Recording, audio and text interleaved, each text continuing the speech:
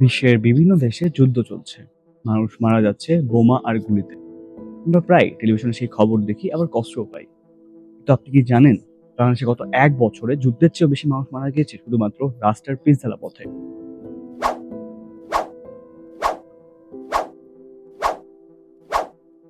পরিসংখ্যান বলছে আমাদের রাস্তাগুলোতে এখন এক একটি যুদ্ধক্ষেত্রের চেয়েও বেশি ভয়ঙ্কর হয়ে উঠেছে।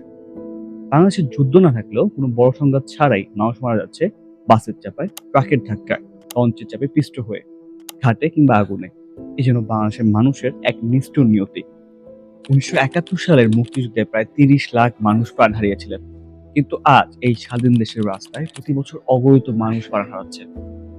২০২৩ সালের অক্টোবর পর্যন্ত গাজায় চলমান সংঘাতে ৫০,০০০-এর বেশি ফিলিস্তিনি নিহত হয়েছেন, এমনটাই বলছে আন্তর্জাতিক বিভিন্ন প্রতিবেদন। অন্যদিকে বাংলাদেশের সরকারি তথ্য অনুযায়ী শুধু ২০২৩ সালেই সড়ক দুর্ঘটনায় মারা গেছেন ৫,০০০-এর বেশি মানুষ। আর বেসরকারি সংস্থার হিসাব অনুযায়ী এই সংখ্যা ৭,০০০-এরও বেশি।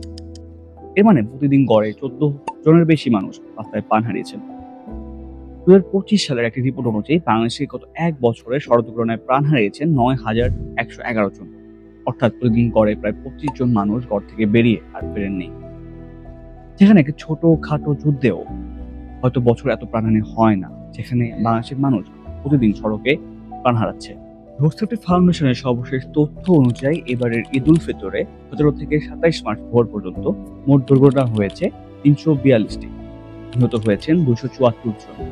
আহত ১,৫০০-এর বেশি মানুষ।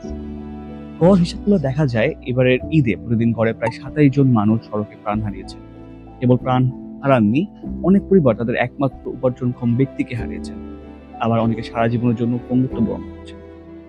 কেন আমরা একে অদৃশ্য যুদ্ধ বলছি?